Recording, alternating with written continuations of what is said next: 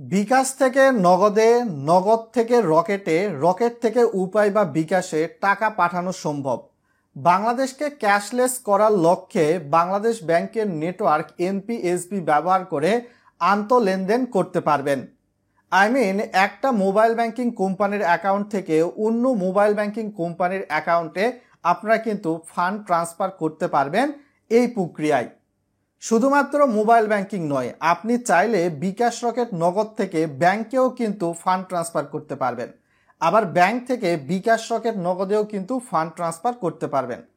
তবে দৈনিক এবং মাসিক একটা সুনির্দিষ্ট টাকা ট্রান্সফার বা লেনদেনের লিমিট বেঁধে দেওয়া হবে। বাংলাদেশ ব্যাংক থেকে 13 অক্টোবর যে সার্কুলার প্রকাশ করা হয়েছে সেখানে এ বিষয়ে বিস্তারিত বিষয় কিন্তু জানানো হয়েছে।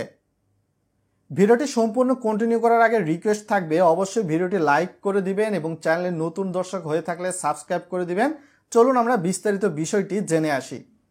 আপনি যদি দেখা যায় ব্যাংক থেকে বিকাশ রকেট নগদ বা উপায় এমএফএস বা মোবাইল ব্যাংকিং অ্যাকাউন্টে ফান্ড ট্রান্সফার করেন, তাহলে আপনার প্রতি হাজারে খরচ আসতেছে 1 টাকা 50 পয়সা। আবার ব্যাংক টু ব্যাংক বা ব্যাংক থেকে পেমেন্ট সার্ভিস প্রোভাইডারদের অ্যাকাউন্টে ফান্ড ট্রান্সফার করলেও কিন্তু প্রতি হাজারে 1 টাকা 50 পয়সা চার্জ এসে থাকবে।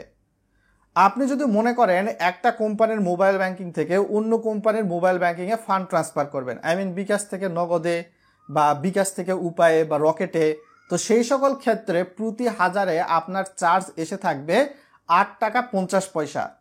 বাংলাদেশকে ক্যাশলেস যদি করতে হয় এই চার্জ আমার কাছে তুলনামূলক বেশি লেগেছে। আপনাদের কাছেও যদি বেশি লাগে সেটা ভিডিওর কমেন্ট বক্সে ইয়েস লিখে জানাবেন। এই চার্জটা আর একটু কমানো উচিত বলে আমি মনে করি।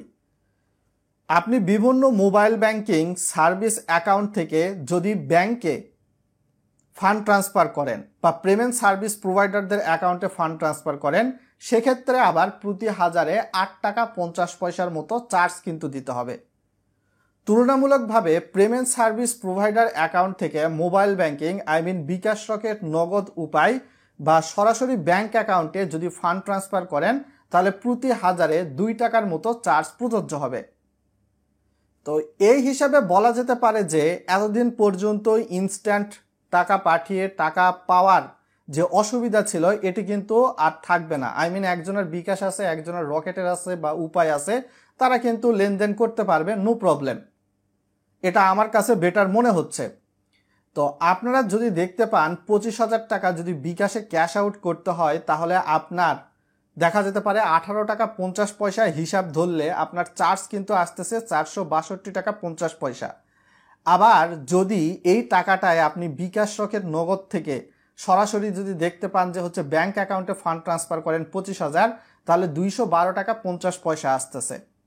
তারপর এটিএম বা ব্যাংক থেকে আপনি টাকা উত্তোলন করলেন, তবে এক্ষেত্রে আপনার কিন্তু সাশ্রয়ী হলো প্রায় 250 টাকার মতো। তো সরকার এই সিদ্ধান্তটাকে আপনারা কেমনভাবে দেখছেন সেটা ভিডিওর কমেন্ট বক্সে জানাবেন। আর বাংলাদেশ ব্যাংকের এই সার্কুলার থেকে আরও জানা যাচ্ছে যে এই প্রক্রিয়া কিন্তু 1 নভেম্বর 2025 থেকে চালু হবে। অনেকের ক্ষেত্রে এটি হয়তো বা ভালো লাগতে পারে বা মন্দও লাগার বিষয় থাকতে পারে, কেননা ব্যাংক থেকে বিকাশে বা রকেট নগদ উপায়ে ফান্ড ট্রান্সফার যেটা ফ্রি ছিল সেখানে চার্জ বসিয়ে দিল বাংলাদেশ ব্যাংক এনপিএসবি সার্ভিস ব্যবহার করার মাধ্যমে।